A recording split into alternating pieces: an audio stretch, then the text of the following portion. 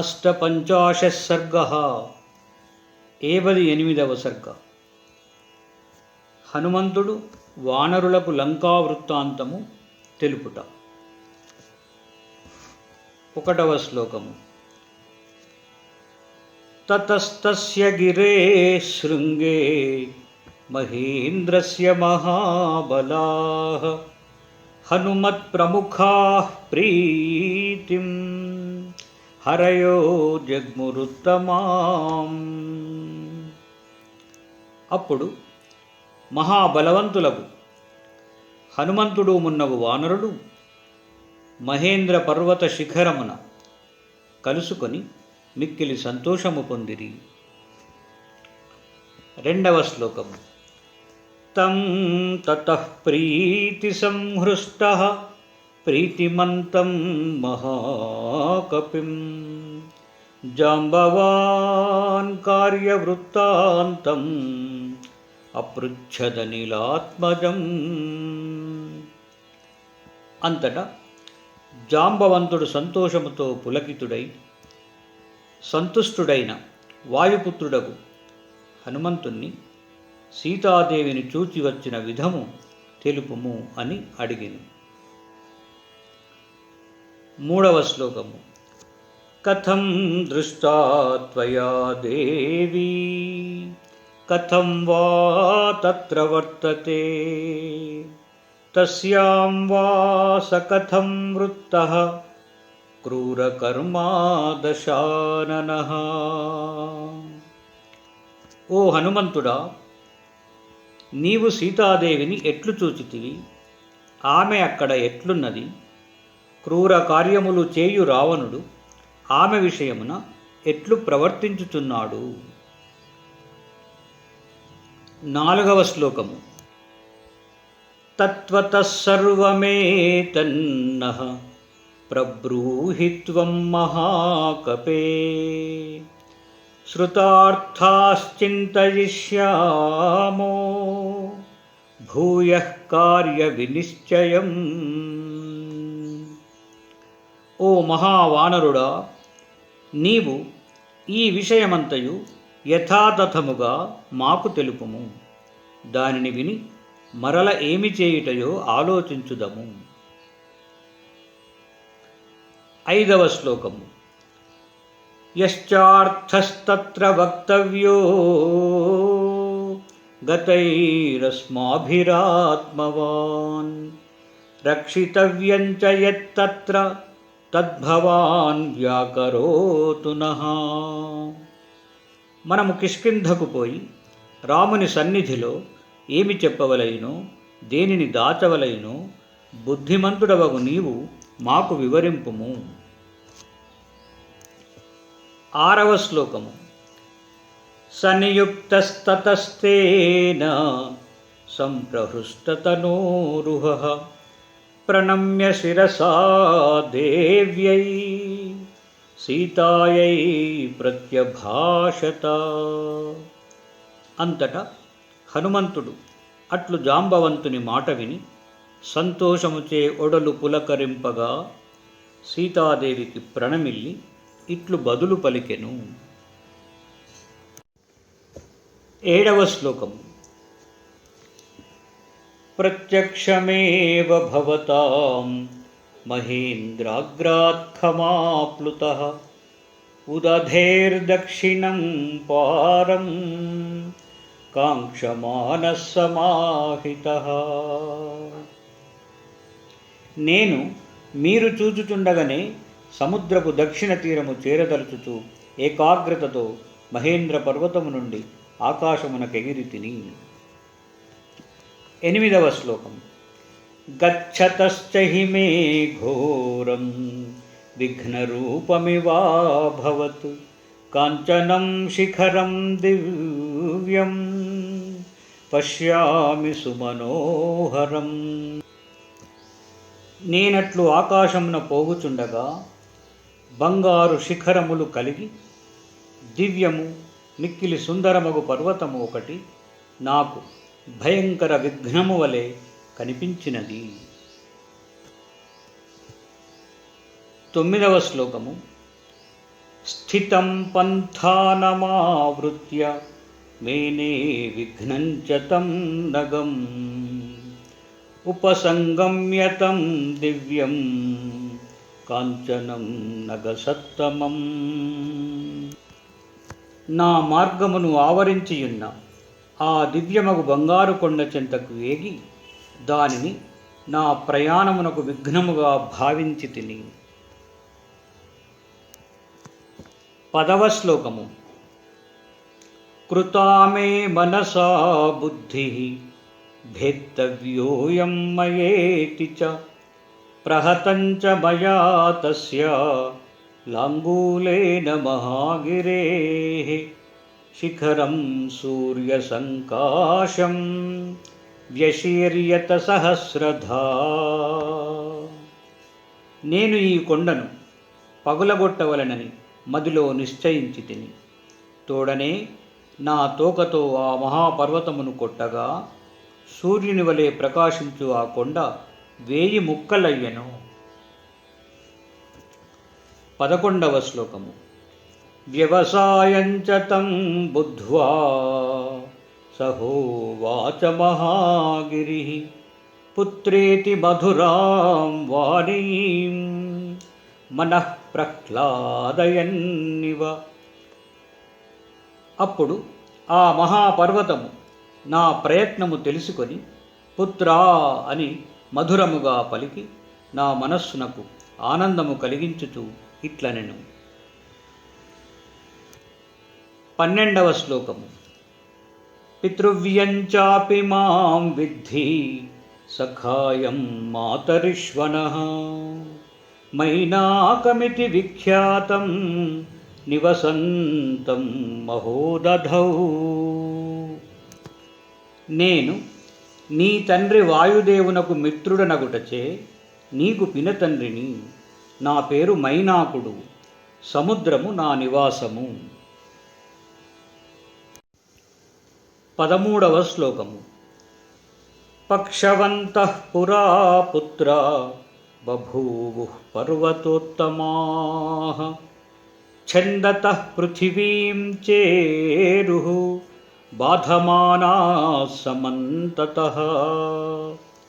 నాయనా, పూర్వము శ్రేష్టములగు పర్వతములన్నింటికీ రెక్కలుండెడివి. ఆ రెక్కలతో అవి భూమిపైన ఎల్లెడల సంచరించుచు ప్రాణులను బాధించుచుండెడివి. 14వ శ్లోకము. శ్రుత్వా నగానాం చరితం మహేంద్రః పాకశాసనః చిచ్ఛేద భగవాన్ పక్షాన్ వజ్రేనైషాం సహస్రశః. అంతటా పాకాసురుని చంపిన మహాత్ముడగు దేవేంద్రుడు ఆ పర్వతముల దుష్ట చేష్ట నెరిగి వాని రెక్కలను తన వజ్రాయుధముతో 1000 ముక్కలు చేసెను. 15వ శ్లోకము. అహం తు మోక్షితస్తస్మాత్ తవ పిత్రా మహాత్మనా మారుతేన తదా వత్స ప్రక్షిప్తోస్మి మహార్ణవే. నాయనా, మహాత్ముడగు నీ తండ్రి వాయుదేవుడు నన్ను ఆ దేవేంద్రుని బారి నుండి విడిపించినాడు. ఆయనయే నన్నీ సముద్రమున పడవేసి దేవేంద్రునికి అగుపడకుండునట్లు చేసినాడు. 16వ శ్లోకము. రామస్య చ మయా సాఖ్యే వర్తితవ్యమరిందమ రామో ధర్మభృతాం శ్రేష్ఠో మహేంద్ర సమవిక్రమః. ఓ శత్రువులను అణచువాడా, నేను రామునకు సహాయము చేయవలెను. రాముడు ధార్మికులలో శ్రేష్ఠుడు, దేవేంద్రునకు సాటియగు పరాక్రమము కలవాడు అని మైనాకుడు హనుమంతునితో పలికెను. 17వ శ్లోకము. ఏతచ్ఛ్రుత్వా వచస్తస్య మైనాకస్య మహాత్మనః కార్యమావేద్యతు గిరేః ఉద్యతం చ మనో మమ. అట్లు పలికిన మహాత్ముడగు మైనాకుని వచనము విని నేను ఆయనకు నా కార్యము తెలిపి తిరిగి ప్రయాణము చేయ ఉద్యమించి తిని. 18వ శ్లోకము. తేన చాహమనుజ్ఞాతో మైనాకేన మహాత్మనా. మహాత్ముడగు మైనాకుడును నన్ను అట్లు పోవుటకు అనుమతించెను. 19వ శ్లోకము. సచాప్యంతర్హిత శైలో మానుషేణ వపుష్మత శరీరేణ మహాశైలః శైలేన చ మహోదధౌ. అంతవరకు మనుష్య శరీరము దాల్చి నాతో మాట్లాడిన ఆ కొండ మానవ రూపము మరుగుపరిచి పెద్ద కొండ రూపముతో సముద్ర గర్భమును చేరెను. 20వ శ్లోకము. ఉత్తమం జవమాస్థాయ శేషం పంథానమాస్థితః తతోహం సుచిరం కాలం వేగేనాభ్యగమం పథి. నేనును మహావేగముతో మిగిలిన మార్గమున పోవుచుంటిని. అట్లు చాలా కాలము వేగముగా ఆకాశ మార్గమున పోయి తిని. 21వ శ్లోకము. తతః పశ్యామ్యహం దేవీం సురసాం నాగమాతరం సముద్రమధ్యే సా దేవీ వచనం మామభాషత. అట్లు పోవుచూ సర్పములకు తల్లియగు సురసాదేవిని చూచి తిని ఆమె సముద్ర మధ్యమున నాతో నిట్లనెను. 22వ శ్లోకము. మమ భక్షః ప్రదిష్టస్త్వం అమరైర్హరిసత్తమా అతస్త్వాం భక్షయిష్యామి విహితస్త్వం చిరస్య మే. ఓ వానర శ్రేష్ఠుడా, నిన్ను దేవతలు నాకు ఆహారముగా ప్రసాదించినారు కావున చిరకాలమునకు దొరికిన నిన్ను నేను భక్షింతును అనెను. 23వ శ్లోకము. ఏవముక్తః సురసయా ప్రాంజలిః ప్రణతస్థితః వివర్ణవదనో భూత్వా వాక్యం చేదముదీరయం. అని సురస ఇట్లు పలుకగా నేను ఆమెకు కేలుమోడ్చి ప్రణామమునర్చి మరల రామకార్యమునకు విఘ్నమేర్పడెనని ముఖమున కలతప్పగా అనిట్లంటిని. 24వ శ్లోకము. రామో దాశరథి శ్రీమాన్ ప్రవిష్టో దండకావనం లక్ష్మణేన సహ భ్రాత్రా సీతయా చ పరంతపః. శత్రువులను పీడించువాడు దశరథుని కుమారుడు శ్రీమంతుడగు రాముడు తమ్ముడు లక్ష్మణునితో భార్య సీతతో కలిసి దండకారణ్యమున ప్రవేశించినాడు. 25వ శ్లోకము. తస్య సీతా హృతా భార్యా రావణేన దురాత్మనా తస్యాః సకాశం దూతోహం గమిష్యే రామశాసనాత్. దురాత్ముడగు రావణుడు ఆ రాముని భార్య అయిన సీతను అపహరించినాడు. రామాజ్ఞను తలదాల్చి దూతనై నేను ఆమె కడకు పోవుచున్నాను. 26వ శ్లోకము. కర్తుమర్హసి రామస్య సాహాయ్యం విషయే సతీ. రాముని రాజ్యమున నివసించు దానవగు నీవు ఆయనకు సహాయము చేయదగిన దానవు. 27వ శ్లోకము. అథవా మైథిలీం దృష్ట్వా రామం చాక్లిష్టకారిణం ఆగమిష్యామి తే వక్త్రం సత్యం ప్రతిశృణోమి తే. అట్లు సహాయము చేయుటకు నీకిష్టము కాకున్నచో నేను లంకకు ఏగి సీతను చూచి అనాయాసముగా మహాకార్యములను సాధించువాడగు రామునకు ఈ విషయము నివేదించి వచ్చి నీ నోట పడదెను. ఇది నిజము, ఇట్లని ప్రతిజ్ఞ చేయుచున్నాను.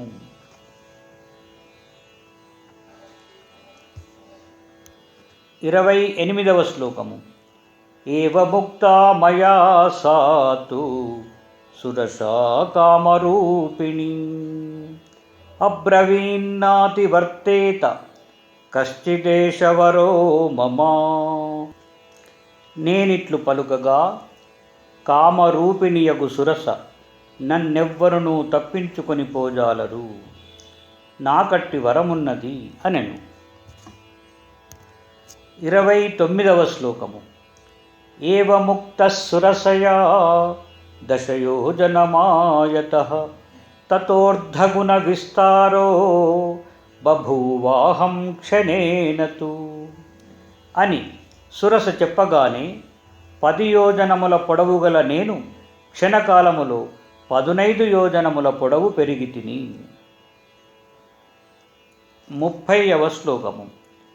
మత్ప్రమాణానురూపంచ వ్యాదితంచ ముఖం తయా తద్దృష్ట్వా వ్యాదితం చాస్యం హ్రస్వం హ్యకరవం వపుః తస్మిన్ ముహూర్తే చ పునః బభూవాంగుష్ఠమాత్రకః.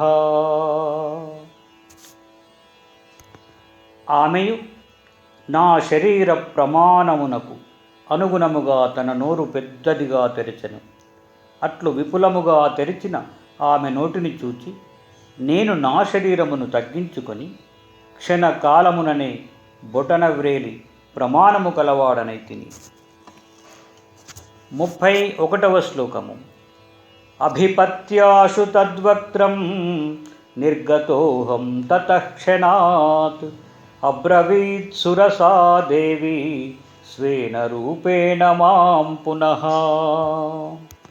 అంతటా నేను ఆమె నోట శీఘ్రమే ప్రవేశించి క్షణకాలములో దాని నుండి వెలువడితిని.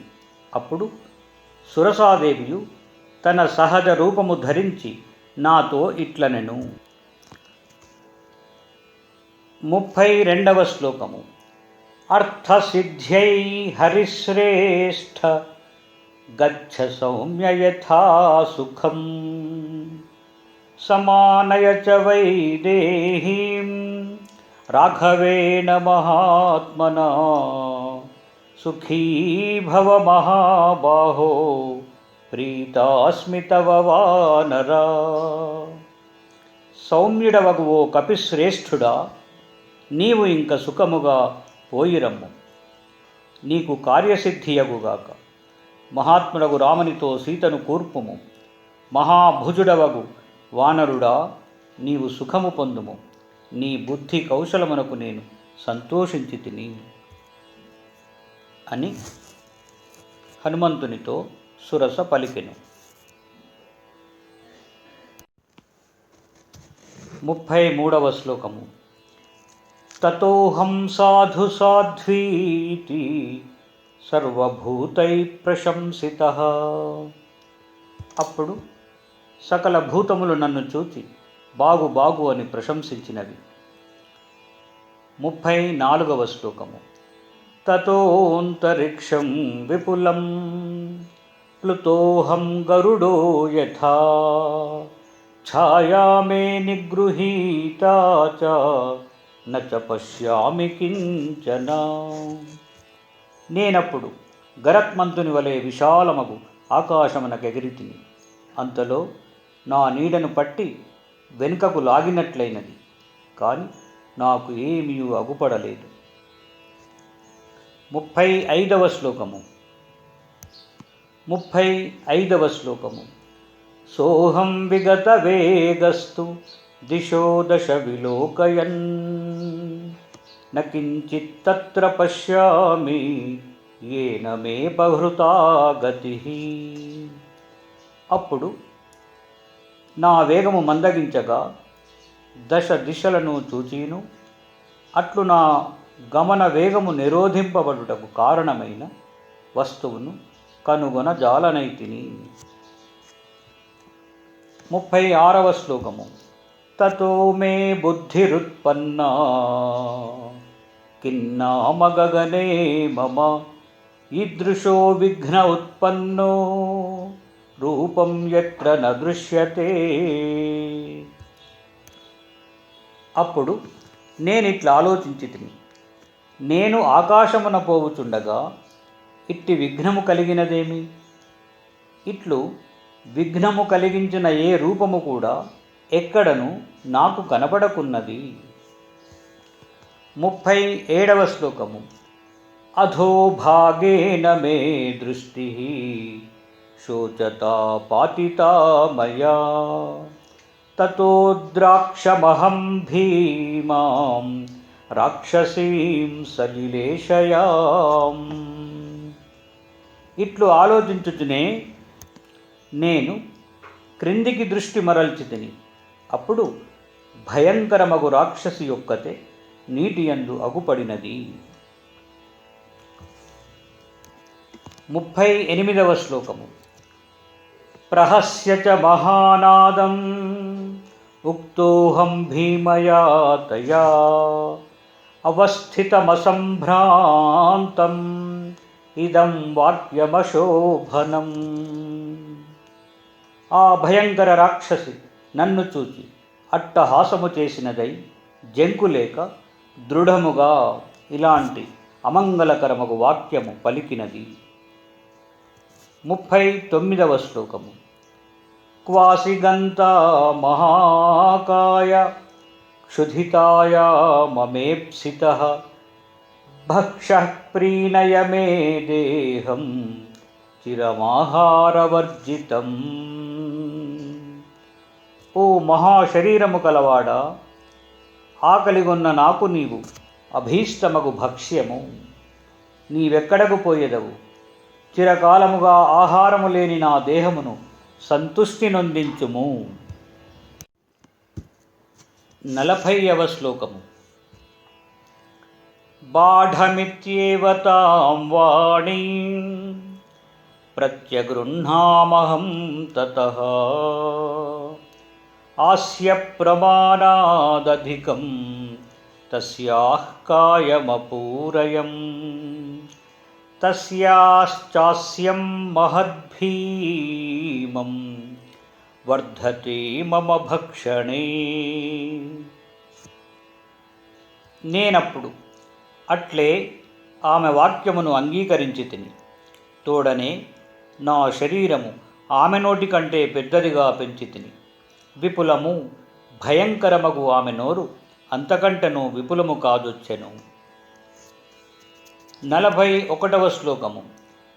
నచ మాం సాధు బుబుధే మమ వాని కృతం కృతం. ఆ రాక్షసి నా సామర్థ్యమును గాని నేను ఆమెకు చేయనున్న అపకారము గాని చక్కగా ఎరగదయ్యను. 42వ శ్లోకము. తతోహం విపులం రూపం సంక్షిప్య నిమిషాంతరాత్ తస్యా హృదయమాదాయ ప్రపతామి నభస్థలం. అంత మరి ఒక్క క్షణములో నేను నా పెద్ద రూపమును చిన్నదిగా చేసుకొని ఆ రాక్షసి గుండెను పెరికి వైచి ఆకాశమునకెగిరితిని. 43వ శ్లోకము. సా విసృష్టభుజా భీమా పపాతలవనాంభసి మయా పర్వత సంకాశా నికృప్త హృదయా సతీ. అట్లు ఆ రాక్షసి గుండెను నేను పెరికివేయగా పర్వతము వలె భయంకరముగానున్న ఆ రాక్షసియు భుజముల సంధి బంధములు సడలిపోవగా సముద్రమున పడిపోయెను. 44వ శ్లోకం.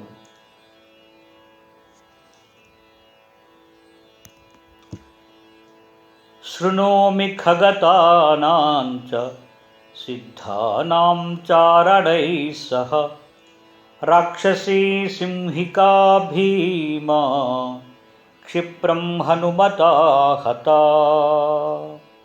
అప్పుడు ఆకాశమున నిలిచిన సిద్ధులు చారణులను భయంకర రాక్షసియగు సింహికను శీఘ్రమే హనుమంతుడు సంహరించినాడు అని పలుకగా వింటిని.